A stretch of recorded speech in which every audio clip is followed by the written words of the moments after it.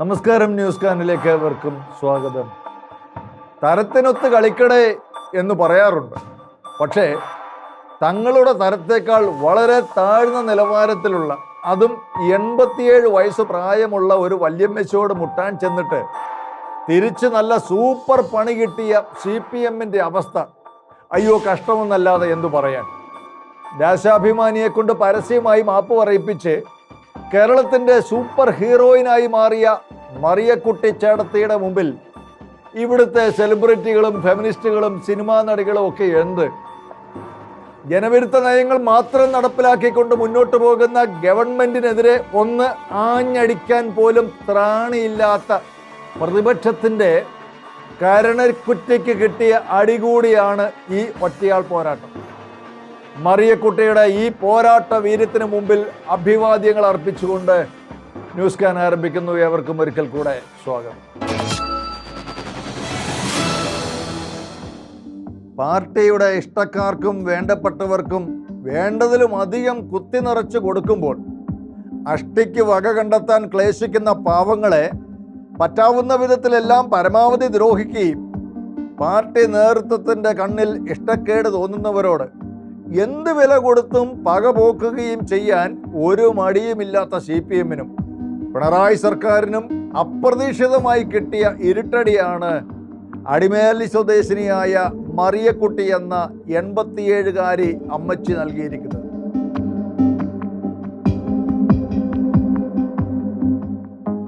ഇത് അടിമാലി മന്നാങ്കണ്ടം വില്ലേജിൽ താമസിക്കുന്ന മറിയക്കുട്ടി എന്ന അമ്മച്ചി കാട്ടുപന്നിക്കും കാട്ടാനയ്ക്കും മലമ്പാമ്പിനും മലമ്പനിക്കുമെതിരെ പടപൊരുതി അടിമാലി മേഖലയിൽ കഷ്ടപ്പെട്ടും കഠിനാധ്വാനം ചെയ്തും ഉപജീവനം കഴിക്കുന്ന ഈ അമ്മച്ചി കർത്താവിനെ അല്ലാതെ ആരെയും പേടിക്കാത്ത അസാമാന്യമായ ചങ്കൂറ്റത്തിൻ്റെ പ്രതീകമാണ്.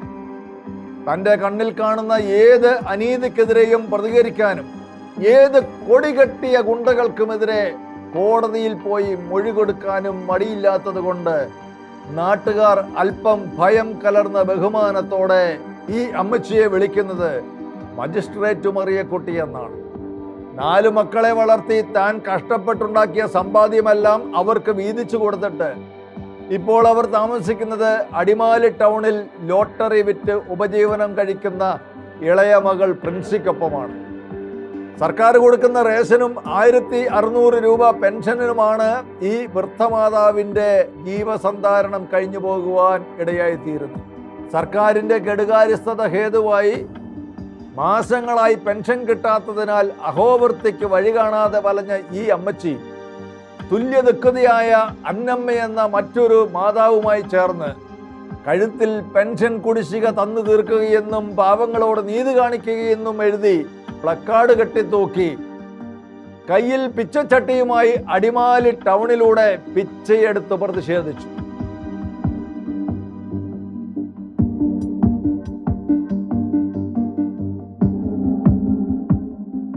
അതോടെ അപമാനം പെരുത്ത CPM-കാരും പാർട്ടി പത്രവും ഈ അമ്മച്ചിയെ വേട്ടയാടാൻ ആരംഭിച്ചു. മറിയക്കുട്ടിയുടെയും അന്നമ്മയുടെയും പെൻഷൻ മുടക്കിയത് പഞ്ചായത്താണെന്നും മറിയക്കുട്ടിക്ക് ഏക്കർ കണക്കിന് ഭൂമിയും 2 വീടുമുണ്ടെന്നും അതിൽ ഒരു വീട് 5000 രൂപയ്ക്ക് വാടകയ്ക്ക് കൊടുത്തിരിക്കുകയാണെന്നും അമ്മച്ചിയുടെ മകൾ വിദേശത്താണെന്നും ലക്ഷങ്ങളുടെ ആസ്തിയുണ്ടെന്നും അവർ അടിമാലിയിൽ നടത്തിയ പെൻഷൻ യാചനാ സമരം നാടകമാണെന്നുമുള്ള പെരും നുണകൾ പാർട്ടി പത്രത്തിലെ ബുദ്ധിജീവികൾ പടച്ചുവിടുകയായിരുന്നു. പാർട്ടിയുടെ അടിമാലിയിലെ നേതാക്കന്മാരാകട്ടെ നിരാലംബയും വിധവയുമായ ഈ അമ്മച്ചിയെ ഭീഷണിപ്പെടുത്തുകയും അമ്മച്ചിയുടെ വീടിന് നേരെ കല്ലെറിയുകയും കേസിൽ കൊടുക്കാൻ ശ്രമിക്കുകയും ചെയ്തുകൊണ്ട് രംഗത്ത് വരികയുണ്ടായി. പൂർണ്ണ വാർദ്ധക്യത്തിൽ എത്തി നിൽക്കുന്ന, ആരാരും സഹായിക്കാനില്ലാത്ത, ഒരു തുണ്ട് ഭൂമി പോലും സ്വന്തമായിട്ടില്ലാത്ത വ്യക്തിയായതിനാൽ സംരക്ഷിക്കാൻ ബാധ്യതയുള്ള സർക്കാരും പാർട്ടിയും അവരെ ക്രൂരമായി വേട്ടയാടിയപ്പോൾ അഭിമാനത്തിന് ക്ഷതമേറ്റ ഈ അമ്മച്ചി നേരെ വില്ലേജ് ഓഫീസിലെത്തി തൻ്റെ പേരിലുണ്ടെന്ന് ഭരണകക്ഷികൾ പറയുന്ന 1.5 ഏക്കർ പുരയിടം കണ്ടെത്തി തരണമെന്ന് ആവശ്യപ്പെട്ടു. അതോടെ വെട്ടിലായ വില്ലേജ് ഓഫീസർ അങ്ങനെ സ്ഥലമൊന്നുമില്ലെന്നുള്ള മറുപടി രേഖാമൂലം അമ്മച്ചിയുടെ കയ്യിലേക്ക് കൊടുത്തു. അതോടെയാണ് തന്നെ ക്രൂരമായി വേട്ടയാടിയവർക്കെതിരെ പരാതിയുമായി ഹൈക്കോടതിയിൽ പോകാൻ അവർ തയ്യാറായത്. ഇത്രനാളും പാവങ്ങളോട് കളിച്ച കളിയൊന്നും മറിയക്കുട്ടി എന്ന ഈ പുലിക്കുട്ടിയുടെ അടുത്ത് ചെലവാകത്തില്ലെന്ന് തിരിച്ചറിഞ്ഞ CPM-ഉം പാർട്ടി പത്രവും കളി മാറ്റി കളിച്ച് നിർവ്യാജം മാപ്പെന്ന അടവുമായി രംഗത്തെത്തുകയായിരുന്നു. നിസ്സാരമായി കൈകാര്യം ചെയ്യാമെന്ന് പാർട്ടിക്കാർക്ക് തോന്നിയ ഈ വല്യമ്മച്ചിയോട് മാപ്പ് പറയേണ്ടി വന്നത് തന്നെ CPM-നെ സംബന്ധിച്ചിടത്തോളം വലിയ തിരിച്ചടിയാണ് ഉണ്ടാക്കിയിരിക്കുന്നത്. തനിക്ക് പാർട്ടിക്കാരിൽ നിന്നും നേരിട്ട പ്രതിസന്ധികളെക്കുറിച്ചും തന്നെ ഭീഷണിപ്പെടുത്തിയവരുടെ പേര് വിവരങ്ങളും ഏഷ്യാനെറ്റ് ചർച്ചയിൽ മറിയക്കുട്ടി അമ്മച്ചി വെളിപ്പെടുത്തുന്നുണ്ട്. അത് പിള്ളേരോടും പീലിയുടെ മകൻ മാത്തു ഫിലിപ്പ്, ഒന്ന് കുടിലിങ്ക MS വർക്കി, ഒന്ന് വാടായ്ക്കര റോയി, ഈ 3 പേരുടെ ഭീഷണിയാണ് ഭയങ്കര. മറ്റൊക്കെ സഹിക്കാം. CPM കൊടി പിടിക്കാൻ എനിക്കും അധികാരമുണ്ട്. ഞാൻ കൊടി പിടിച്ചില്ല, പിച്ചച്ചട്ടിയെ പിടിച്ചോളൂ. ഞാൻ അടിമാലിക്കിട നടക്കാം. എനിക്ക് അവകാശമില്ല ഈ റോഡ് ഇക്കട നടക്കാൻ. എനിക്ക് ഭിക്ഷ എടുക്കാൻ അവകാശമില്ലേ എന്ന് ചോദിച്ചാൽ, അങ്ങനെ ചോദിച്ചാൽ അത് പിന്നെ നിങ്ങളും കേന്ദ്രത്തിൽ പോകും, നിങ്ങളും ഒരു കൊടി പിടിക്കാം. അന്നേരം ഞാനും വന്നു പറഞ്ഞു, നിങ്ങൾ കേന്ദ്രത്തിൽ പോയി കൊടി പിടിച്ചാൽ ഞാനും കൊടി പിടിച്ചോളാം, അല്ലാതെ ഞാൻ മാത്രം പോകണേ എന്തിനാന്ന് ചോദിച്ചു. അതെനിക്ക് മെമ്പർഷിപ്പ് കാണുമല്ലോ, അത് കാരണം അതിൽ കയറിയ അംഗങ്ങളുടെ പേരൊക്കെ ഉണ്ട്. എൻ്റെ പേരൊന്നും കാണിച്ചു തരട്ടെ. ഒരു പാർട്ടിക്കാരുടെയും കയ്യിലില്ല എൻ്റെ പേരൊന്നും. ഞാൻ ഒന്നിനും ഇറങ്ങാറില്ല, വർഷങ്ങളായി ഒന്നിനും പോകാതെയായിട്ട്. ഞാൻ അവരുടെ അംഗത്വം ഉണ്ടെങ്കിൽ അവർ കണ്ടുപിടിച്ചോട്ടെ, ആരും ഉണ്ടെങ്കിലും കണ്ടുപിടിച്ചോട്ടെ. കേസ് കൊടുക്കും ഞാൻ പറഞ്ഞു. ഞാൻ ഹൈക്കോടതി കേസ് കൊടുക്കും, മാനഹാഷ്ട്രത്തിന് കേസ് കൊടുക്കും. കാരണം എനിക്ക് 1.5 ഏക്കർ സ്ഥലമുണ്ടെന്നാണ് പറഞ്ഞത്. 5000 രൂപയും 2 വീട് വാടകയ്ക്ക് കൊടുത്തിട്ടുണ്ട്. അപ്പം എനിക്ക് 1 ഏക്കർ സ്ഥലവും കിട്ടിയാൽ മതി. 1.5 കോടിയുടെ കാശിന് അവർ പറഞ്ഞതിൽ 1.5 കോടി തന്നാൽ മതി, ബാക്കി അവരെടുത്തോട്ടെ. തന്നെ കാരണമില്ലാതെ വേട്ടയാടിയവർ കോടതിയിൽ വന്ന് മാപ്പ് പറയണമെന്നും കോടതി തന്നെ ഇടപെട്ട് ഇത്തരത്തിൽ നുണക്കൊട്ടാരം കെട്ടി ജീവിക്കുന്നവരെ തടയുകയും പെൻഷൻ കുടിശ്ശിക തീർപ്പാക്കി തരികയും ചെയ്യണമെന്നാണ് അമ്മച്ചിയുടെ ഇപ്പോഴത്തെ ആവശ്യങ്ങൾ. ഏതായാലും പാവങ്ങളുടെ മെക്കെട്ട് കയറി പിടിച്ചുപറിച്ചും ഊറ്റിപ്പിഴിഞ്ഞും അധികാരത്തിൻ്റെ ധാർഷ്ട്യവും അഹങ്കാരവും കാണിച്ച് മുന്നോട്ട് പോകുന്ന CPM-ന്റെ നെറുകയിൽ തന്നെയാണ് മറിയക്കുട്ടി അമ്മച്ചി പ്രഹരിച്ചിരിക്കുന്നത്. മാതൃഭൂമി TV നടത്തിയ ചർച്ചയിൽ പങ്കെടുത്ത മറിയക്കുട്ടി അമ്മച്ചി സർക്കാരിൻ്റെ ധൂർത്തുകളെ കടന്നാക്രമിച്ചുകൊണ്ട് രംഗത്ത് വന്നത് പ്രതിപക്ഷം പോലും കാണിക്കാത്ത ആർജവത്തോടും തൻ്റെ ഇടത്തോടും കൂടെയാണ്. പാവങ്ങളുടെ പിച്ചച്ചട്ടിയിൽ കൈയിട്ട് വാരുന്ന പിണറായി സർക്കാരിനെ അവരങ്ങോട്ട് പൊളിച്ചടുക്കി. നമുക്ക് ഈ പട്ടിണി തീർത്തേച്ച് വരെ നീന്തിക്കുളം വേണ്ടേ? ആ നീന്തിക്കുളമാണോ വേണ്ടോ, പട്ടിണി തീർക്കണമാണോ വേണ്ടത്? അത് പറ. ഇവർക്ക് കാശ് ഇപ്പൊ കേന്ദ്രം കൊടുത്താൽ ഉള്ള ഇവർക്ക് അമ്മാനാടാനും ഇവർക്ക് വിനോദയാത്രയ്ക്കേ ഉള്ളൂ. എത്ര കുടുംബക്കാരും സ്വന്തക്കാരെല്ലാം വിനോദയാത്ര നടത്തി എത്ര കോടികളായി. ഞങ്ങളുടെ ഈ പൈസ എടുത്ത് എന്തിനാ അമ്മാനാടിയ ഈ പിച്ചച്ചട്ടി കൈയിട്ട് എന്തിനാ? ഞങ്ങൾ മൃഗങ്ങളൊന്നും അല്ല. ഇവരുടെ അമ്മാനാട്ടമൊക്കെ ഞങ്ങൾ കണ്ടോണ്ടായിരിക്കണേ. ഇവരുടെ വിനോദയാത്ര, നിങ്ങളുടെ വിമാനത്തിലുള്ള യാത്ര ചെയ്യുന്നതിനും കുഴപ്പമില്ലായിരുന്നു. ഈ 1 മണിക്കൂർ 10 ലക്ഷം. എന്നിട്ട് ഞങ്ങൾക്ക് എന്നാ ഗുണം വന്ന? ആ വിമാനം കയറിയിട്ട് എന്നാ ഗുണം കിട്ടിയേ?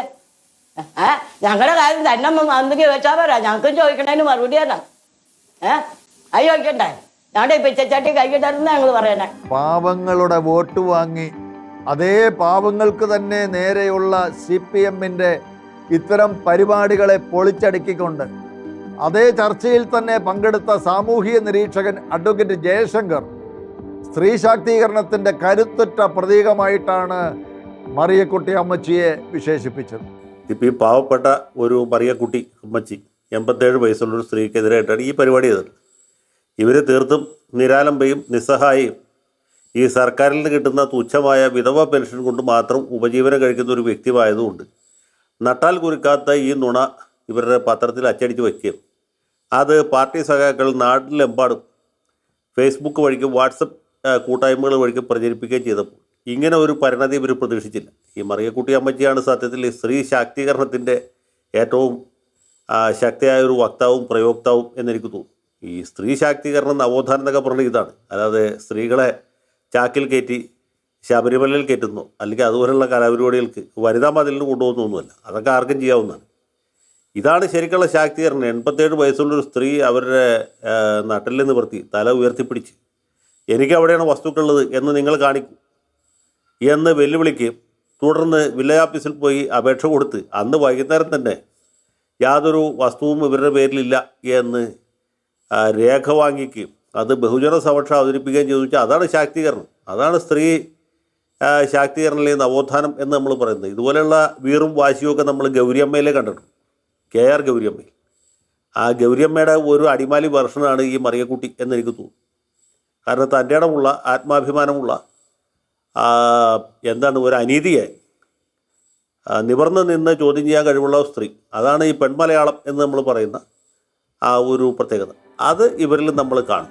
ഏതായാലും സ്ത്രീ ശാക്തീകരണത്തിന്റെ പ്രതീകമായ മറിയക്കുട്ടി അമ്മച്ചിയുടെ ഈ അചഞ്ചലമായ പോരാട്ടത്തിൽ പഴകന്തോറും വീര്യം കൂടുന്ന യഥാർത്ഥ ക്രൈസ്തവ സ്ത്രീത്വത്തിന്റെ തൻ്റെ ഇടമുണ്ട്. ഇതൊരു സൂചനയായി ഈ സർക്കാർ കണ്ടാൽ നല്ലത്. പെൻഷൻ കിട്ടാതെ ഇതുപോലെ സമരമുഖത്തേക്ക് ഇറങ്ങാൻ കാത്തു നിൽക്കുന്ന വേറെയും അമ്മച്ചിമാര് ഇവിടെയുണ്ട്. അവരെല്ലാം കൂടെ ഏതാണ്ട് ലക്ഷക്കണക്കിന് ആൾക്കാർ വരും. അതുകൊണ്ട് തന്നെ അവരും മറിയക്കുട്ടി എന്ന ഈ അമ്മച്ചിയെ കണ്ട് പഠിക്കുകയാണ് വേണ്ടത്.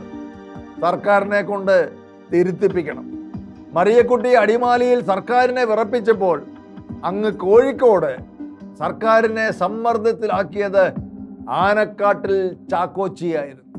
അതായത് തൃശ്ശൂരിനെ പൊക്കാനിറങ്ങിയ സാക്ഷാൽ സുരേഷ് ഗോപി. മാധ്യമപ്രവർത്തകയുടെ തോളിൽ തട്ടിയത് പീഡനമാക്കി മാറ്റിയ ഈ സർക്കാരിൻ്റെ ആസൂത്രിതമായ പകപോക്കലിന് ഇരയായി മൊഴി കൊടുക്കുവാൻ കോഴിക്കോട് നടക്കാവ് പോലീസ് സ്റ്റേഷനിലെത്തിയ സുരേഷ് ഗോപിക്കൊപ്പം ആയിരക്കണക്കിന് ജനങ്ങളാണ് ജാമ്യമെടുക്കാനുള്ള പറ്റുചീട്ടുമായി സ്റ്റേഷൻ പരിസരത്ത് തടിച്ചുകൂടിയത്. ഇവിടെയും ജനരോഷം ഭയന്ന പോലീസ് സുരേഷ് ഗോപിയെ അറസ്റ്റ് ചെയ്യാതെ പുറത്തേക്ക് വിട്ടത് കനത്ത തിരിച്ചടിയാണ് സർക്കാരിനെ സംബന്ധിച്ചിടത്തോളം ഉളവായത്. വിനാശകാലെ വിപരീത ബുദ്ധി എന്നല്ലാതെ എന്തു പറയാൻ. ഈ ഒരു അറസ്റ്റ് നാടകം തൃശ്ശൂരിനെ അങ്ങെടുക്കാനുള്ള അദ്ദേഹത്തിൻ്റെ ശ്രമത്തിൽ വലിയ അളവിലുള്ള മൈലേജാണ് അദ്ദേഹത്തിന് നൽകിയിരിക്കുന്നത്.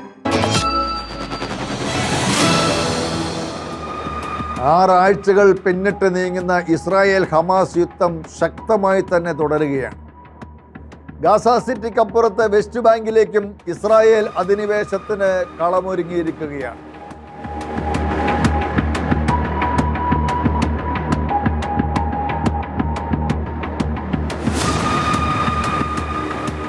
അൽഷിഫ ആശുപത്രിയെ കേന്ദ്രീകരിച്ചുള്ള എല്ലാ നീക്കങ്ങളും നിയമവിരുദ്ധമാണെന്നും അതിൽ നിന്ന് ഇസ്രായേൽ പിന്മാറണമെന്നുമുള്ള ചില ഹമാസ് പ്രേമികളുടെ നിർദ്ദേശങ്ങൾക്കപ്പുറത്ത് ഹമാസ് തീവ്രവാദികളുടെ കേന്ദ്രം തന്നെയാണ് അതെന്നുള്ള ഇസ്രായേലിൻ്റെ നിലപാടുകളെ ഉറപ്പിക്കുന്ന തെളിവുകൾ ഇപ്പോൾ IDF പുറത്തുവിട്ടിരിക്കുകയാണ്. ഹമാസ് തീവ്രവാദികൾ ആയുധങ്ങളും സ്ഫോടന വസ്തുക്കളും ശേഖരിച്ചു വച്ചിരിക്കുന്ന പ്രധാനപ്പെട്ട തുരങ്കങ്ങൾ സന്ധിക്കുന്നത് പലസ്തീനിലെ ഏറ്റവും പ്രധാനപ്പെട്ട ആശുപത്രിയായ ഈ അൽഷിഫ ഹോസ്പിറ്റലിൻ്റെ അടിയിലാണെന്ന് അറിയിച്ച ഇസ്രായേൽ ആശുപത്രിയിൽ നടത്തിയ റെയ്ഡിലും പരിശോധനകളിലും ആശുപത്രി സമുച്ചയത്തിനുള്ളിലെ ഹമാസിൻ്റെ തുരങ്കവും അനേകം അത്യാധുനിക യുദ്ധ ഉപകരണങ്ങളും AK-47 തോക്കുകളും ഗ്രനേഡുകളും ഹമാസിൻ്റെ ഓപ്പറേഷനുകൾ വിശദമാക്കുന്ന ഡിജിറ്റൽ രേഖകളും അങ്ങനെ പലതും കണ്ടെത്തുകയുണ്ടായി.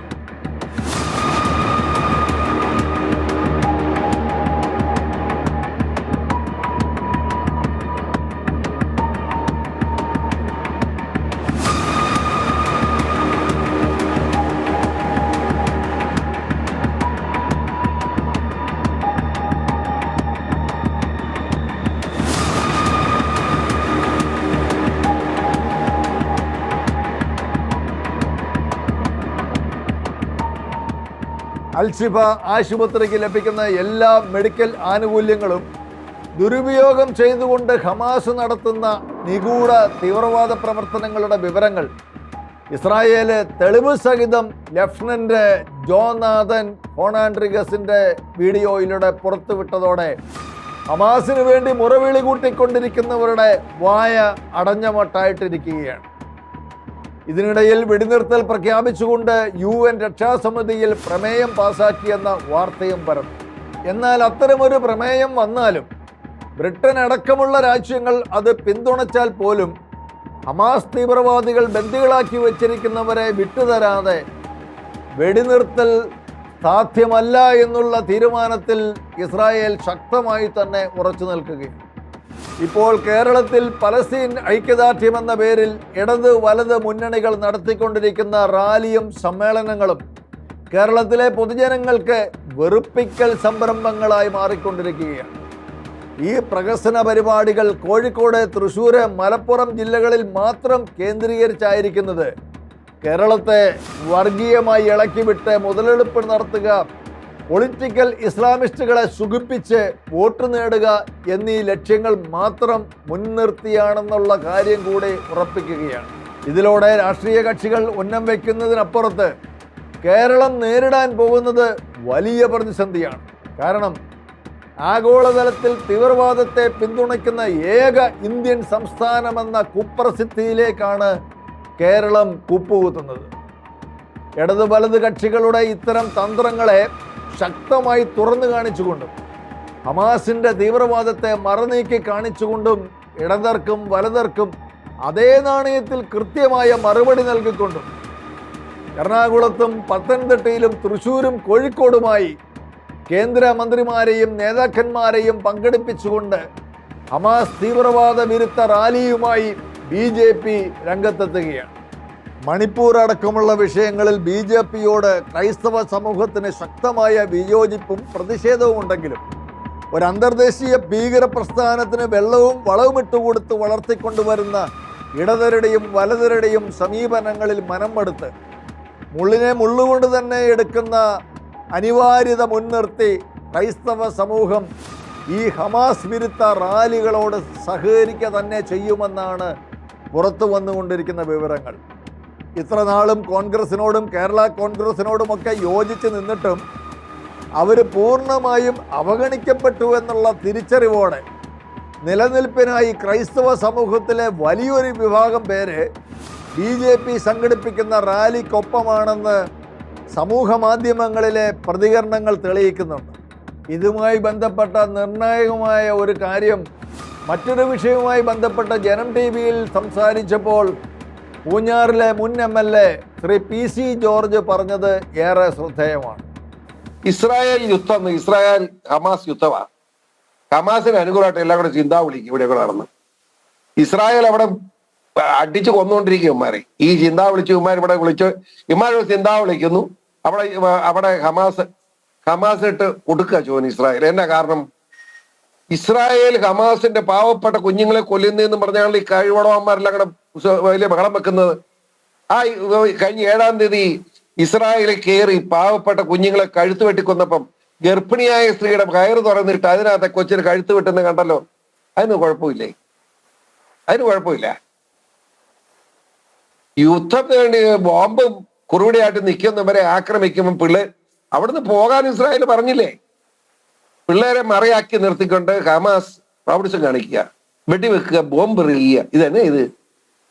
ഞാൻ ചാമ്പലാക്കി കളയണം. ഇനി മേലിൽ ഹമാസ് എന്നൊരു തീവ്രവാദ സംഘടന ലോകത്തുണ്ടാകാൻ പാടില്ല. ഹമാസ് പക്ക ഭീകരവാദികളാണെന്ന് എത്ര പറഞ്ഞിട്ടും മനസ്സിലാകാത്ത, അല്ലെങ്കിൽ മനസ്സിലായില്ലെന്ന് നടിക്കുന്ന കോൺഗ്രസും CPM-ഉം ഹമാസിനെ പോരാളികളെന്ന് വാഴ്ത്തിപ്പാടുകയും അപ്പോൾ തന്നെ നട്ടല് പണയപ്പെടുത്തി അങ്ങനെയുള്ള വാഴ്ത്തുപാട്ടുകൾ പാടാൻ താല്പര്യമില്ലാത്തവരെ നോക്കി ഭീഷണിപ്പെടുത്തിയും ഒറ്റപ്പെടുത്തിയും മുന്നോട്ട് പോവുകയാണ്. ഏതായാലും തീവ്രവാദികളെ പോരാളികളാക്കി ആളെ പൊട്ടന്മാരാക്കുന്ന ഇടതർക്കും വലതർക്കും ശക്തമായ തിരിച്ചടി തന്നെയായിരിക്കും BJP സംഘടിപ്പിക്കുന്ന ഹമാസ് വിരുദ്ധ റാലി. ചരിത്രത്തിൽ ഒരിക്കൽ പോലും സംഭവിച്ചിട്ടില്ലാത്ത തരത്തിലുള്ള സാമ്പത്തിക പ്രതിസന്ധിയിലേക്ക് കേരളം കൂപ്പുകുത്തി വീഴുകയാണ്. 1.25 ലക്ഷം രൂപ കടക്കാരനായിട്ടാണ് ഓരോ മലയാളി കുഞ്ഞും കേരള മണ്ണിലേക്ക് ജനിച്ചു വീഴുന്നത്. ഇത്തരത്തിൽ സമാനതകളില്ലാത്ത സാമ്പത്തിക പ്രതിസന്ധിയിൽപ്പെട്ട് കേരള സംസ്ഥാനം ആടി ഉലയുമ്പോൾ ഇതൊന്നും തന്നെ ബാധിക്കുന്ന കാര്യമേ അല്ല എന്ന മട്ടിൽ കപ്പിത്താൻ കപ്പലിൽ നിന്നിറങ്ങി 1.5 കോടിയുടെ ബസ്സുണ്ടാക്കി അതിൽ കയറി അത്താഴപ്പട്ടിണിക്കാരായ കേരളീയരെ കാണാൻ എഴുന്നള്ളുകയാണ്. കോൺട്രാക്ട് കാരേജ് ബസ്സുകൾക്ക് വെള്ള നിറമേ പാടുള്ളൂ എന്നാണ് നിയമമെങ്കിലും ആകെ മൊത്തം ബ്രൗണിൽ മുങ്ങിയ KSRTCയുടെ ബെൻസ് ലക്ഷറി കോച്ച് ബസ്സിലായിരിക്കും മുഖ്യന്റെ തിരുവെഴുന്നള്ളിപ്പ്. ഇതിൽ 11 ലക്ഷം രൂപയുടെ ബയോ ടോയ്ലറ്റുമുണ്ട്. പിന്നെ fridge, dining table, wash basin, ഇങ്ങനെ എല്ലാ സൗകര്യങ്ങളും ഉണ്ടാകും. ബസ്സിൻ്റെ ഏറ്റവും മുന്നിൽ എങ്ങോട്ട് വേണമെങ്കിലും തിരിക്കാവുന്ന വിധത്തിലുള്ള സീറ്റിലായിരിക്കും നവകേരള സൃഷ്ടിപ്പിനായി മുഖ്യൻ ഉപവിഷ്ടനാകുന്നത്. മഞ്ചേശ്വരത്ത് നിന്ന് ആരംഭിച്ച ഈ നവകേരള യാത്ര തിരുവനന്തപുരത്ത് ഡിസംബർ 24 മാത്രമേ അവസാനിക്കുകയുള്ളൂ. കപ്പിത്താനെ അകമ്പടി സേവിക്കാൻ മന്ത്രിമാർ 20 പേരും കൂടെ ഉണ്ടാവും. പോലീസ് കവചിത അകമ്പടി വാഹനങ്ങളുടെയും കരിമ്പൂച്ചകളുടെയും ആംബുലൻസുകളുടെയും അകമ്പടിയോടെ ക്രിസ്മസ് തലേന്ന് തിരുവനന്തപുരത്ത് എത്തിച്ചേരുന്നതോടെ കേരളത്തിലെ പട്ടിണി പാവങ്ങളുടെ എല്ലാം വയറു നിറയുകയും പെൻഷൻ കിട്ടാത്ത 64 ലക്ഷം വയോജനങ്ങൾക്ക് പെൻഷൻ കിട്ടുകയും ചെയ്യുമെന്ന് നമുക്ക് പ്രതീക്ഷിക്കാം. നെല്ല്, റബ്ബറ് കർഷകര് അവർക്ക് കിട്ടാനുള്ള കടം മുഴുവൻ അവരുടെ കയ്യിൽ ലഭിക്കുമെന്ന്, സ്കൂളിലെ പ്രധാന അധ്യാപകർക്കുള്ള ഉച്ചക്കഞ്ഞി കുടിശ്ശിക മുഴുവനും കിട്ടുമെന്നും, മലയാളിയുടെ ജീവിത നിലവാരം ആഗോളതലത്തിലേക്ക് ഉയരുകയും ചെയ്യുമെന്നും നമുക്ക് കരുതാം. അങ്ങനെ ഇവിടെ നിലനിൽക്കുന്ന അനിശ്ചിതത്വമൊക്കെ മാറി ശമ്പളവും പെൻഷനുമൊക്കെ ചടേന്ന് കയ്യിൽ കിട്ടുകയും അടച്ചുപൂട്ടൽ ഭീഷണിയിൽ നിന്ന് ട്രഷറികൾ രക്ഷപ്പെട്ട് ശക്തമായി മുന്നോട്ട് പോവുകയും ചെയ്യുമായിരിക്കുമെന്നും നമുക്ക് കരുതാം. അങ്ങനെ എല്ലാ മേഖലയിലും കേരളം അങ്ങ് പൂത്തൊലയാൻ പോവുകയാണ്. നാട് വിട്ടുപോയ കിറ്റക്സ് അടക്കമുള്ളവർ തിരിച്ചു വരുമെന്നും നമുക്ക് പ്രതീക്ഷിക്കാം. മുൻ മുഖ്യമന്ത്രി ഉമ്മൻചാണ്ടിയുടെ ജനസമ്പർക്ക പരിപാടിക്ക് ലഭിച്ച സ്വീകാര്യതയും അന്താരാഷ്ട്ര അവാർഡുകൾ ലഭിച്ചതും തനിക്കും കൂടി കിട്ടിയാൽ കൊള്ളാമെന്നുള്ള വിജയേട്ടൻ്റെ അത്യാഗ്രഹം അങ്ങനെ സഫലമാകട്ടെ എന്ന് ആശംസിച്ചുകൊണ്ടും ന്യൂസ് കാൻ ഈ ആഴ്ച സമാപിക്കുന്നു. ഏവർക്കും നന്ദി, നമസ്കാരം.